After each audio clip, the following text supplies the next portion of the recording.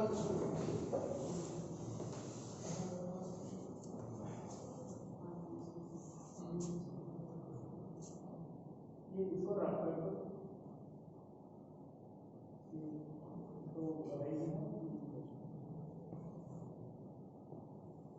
student, good afternoon. Today we have a very special student from our own school. I think you must be knowing him. He is from 2018 and 19 batch, Kamal Maurya. He got admission in Indian Institute of Space Science and Technology. So he will interact with you. So this session is going to be very useful for you people. So you all are supposed to be quiet, and whatever doubts and query you have in your mind during this session, you may raise your question, he will answer. Clear? And definitely you will like it. And I wish to welcome our honorable principal sir for organizing this occasion. So Kamal, you will start. Thank you, sir. Hello, everybody. Let me introduce myself.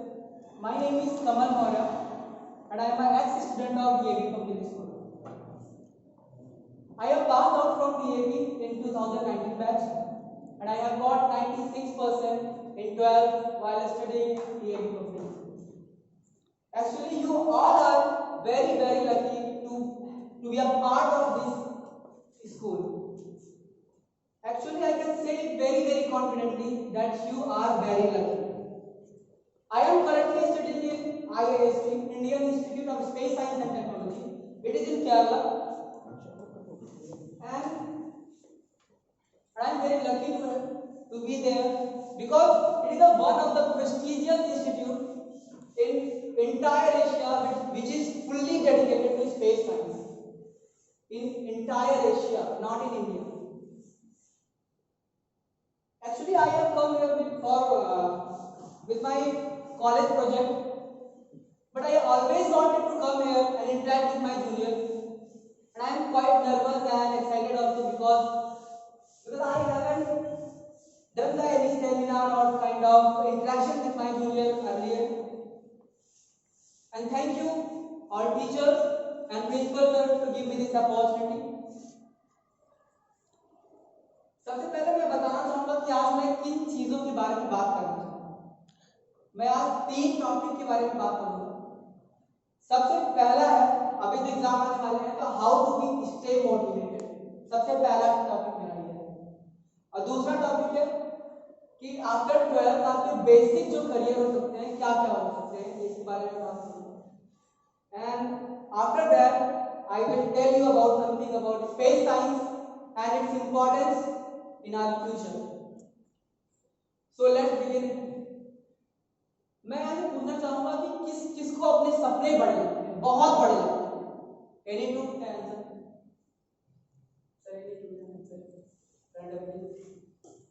Raise your hand. Those who dream big. किसको जो लगता है कि मेरे सपने बहुत बड़े हैं? यार मुझे भी लगता है, घबराने वाली बात नहीं है। मैं अपनी स्टोरी बताऊं तो जिसके फैमिली में किसी ने कोई एडवांस एग्जाम ना दिया हो, क्लियर करने की बात अलग है, तो उसको तो अपने ड्रीम बड़े लगेंगे ही ना। ये चीज सेम मेरे साथ हुआ। मुझे भी अपने ड्रीम बहुत बड़े लगते हैं। अब आप में से कोई 2 लोग अगर शेयर करना चाहते हैं तो अपने ड्रीम को शेयर कर सकते हैं हम सबके साथ। Yes, you can share steps please. जो भैया आपका ड्रीम था सर, वही मेरा भी सेम ड्रीम है, IIST में जाना है। तो आपने बताया केरला में तिरुवनंतपुरम में IIST। तो बहुत लोग डिमोटिवेट कर देते हैं, आप जो एडवांस नहीं क्लियर कर सकते, ये वो है। तो आई थिंक मैं क्लियर कर सकता हूँ, मैं बिल्कुल एलिजिबल हूँ उसके लिए। तो भैया आप जरूर कर सकते हो यार। सच बताऊं तो आफ्टर 12 मुझे पता ही नहीं था, मुझे सिर्फ इतना पता था मेरे को IIST में ही जाना है, but the way I can go I was not knowing. मुझे पता नहीं था जी एडवांस से ही मुझे वहां जाना है, लेकिन मैंने थोड़ा पता किया। अब फिर उसके बाद मैं 1 साल कोटा गया था, मैं 1 साल कोटा में था अभी। तो वहां से प्रिपरेशन करी, सिलेक्शन हुआ, चला गया, तो आप प्रिपरेशन कीजिए अच्छे से, गारंटी आपका हो जाएगा। अगर आप चाह रहे हो ना तो आप कर सकते हो। Anyone else consider please? कोई है? गर्ल्स में कोई खड़ा होता है? आप खड़े रहिए, कुछ बताइए अपने ड्रीम के बारे में, आप करना क्या चाहते हैं? एनीवन? मैं डॉक्टर बनना चाहती हूँ। हाँ, तो डॉक्टर बनने के लिए मैं भी बताऊंगा, जब करियर के बारे में बात करूंगा तो वहां पे बताऊंगा कि आप डॉक्टर कैसे बन सकते हो। डॉक्टर में भी बहुत अलग अलग फील्ड्स होती है ना, तो उसके बारे में ही बताऊंगा। ठीक है, थैंक यू।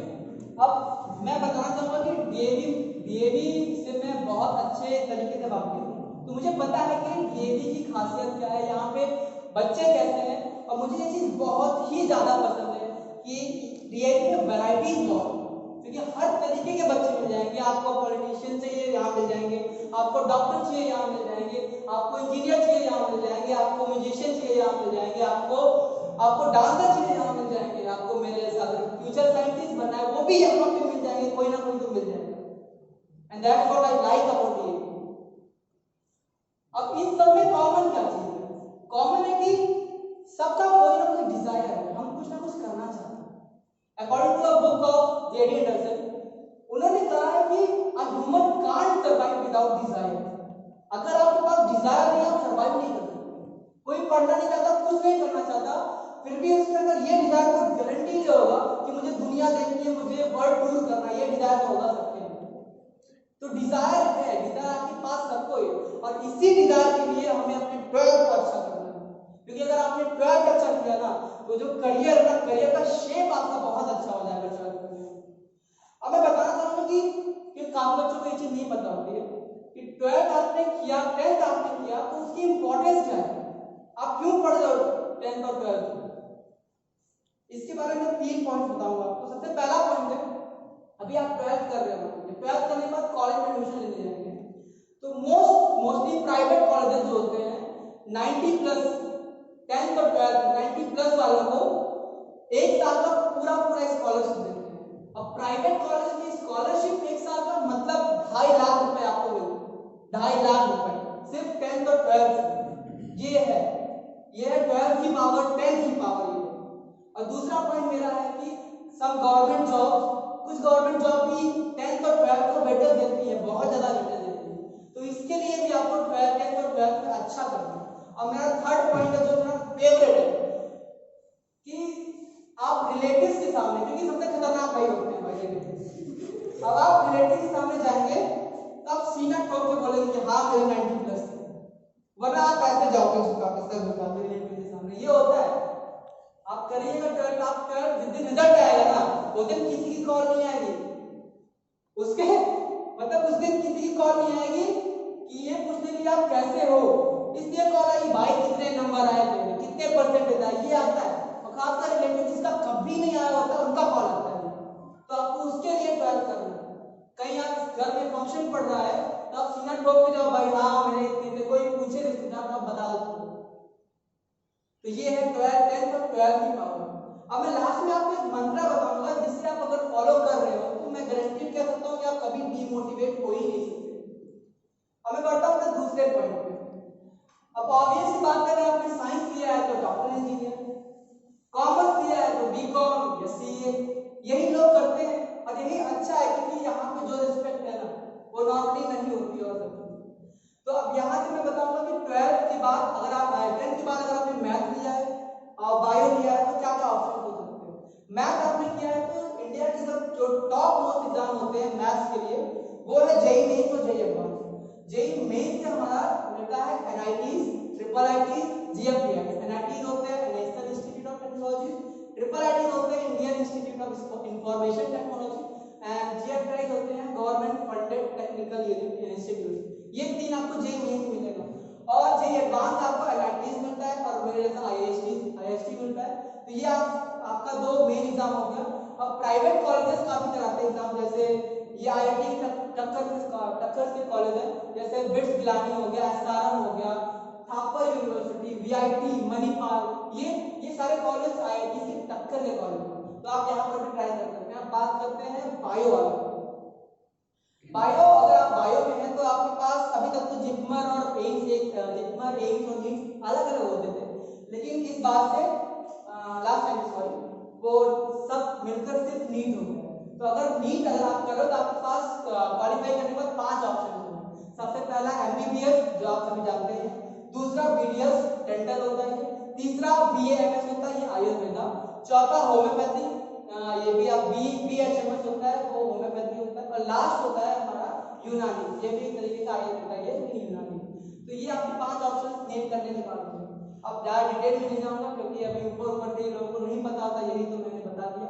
अब मैं लास्ट आऊंगा स्पेस साइंस के बारे में। यहाँ पे काफी बच्चे होंगे जो कभी ना कभी किसी ना किसी टाइम पे ऊपर आसमान में देखकर ये तो गारंटीड सोचा होगा कि शायद मैं उड़ पाऊंगा। मैंने भी ये सोचा था, यही सोच के मैं इस फील्ड के अंदर घुसा हूं। अब काफी बच्चे ऐसे होते हैं कि ना प्रॉपर प्लानिंग, ना प्रॉपर सपोर्ट, ना प्रॉपर गाइडेंस की वजह से वो अपने ड्रीम छोड़ देते हैं। लेकिन छोड़ना नहीं है यार, हमें पकड़ के रखना है। अब जैसे मैं एक परफेक्ट एग्जांपल देना चाहूंगा। मैं यहाँ खड़ा हूँ, यहाँ से 2 किलोमीटर दूर एक पत्थर रखा हुआ है, ठीक। अब 2 किलोमीटर दूर पत्थर रखा हुआ, वहां से मैं रस्सी बांधी। अब रस्सी बांधने के बाद वो रस्सी मेरा कॉन्फिडेंस है, वो पत्थर मेरा गोल है।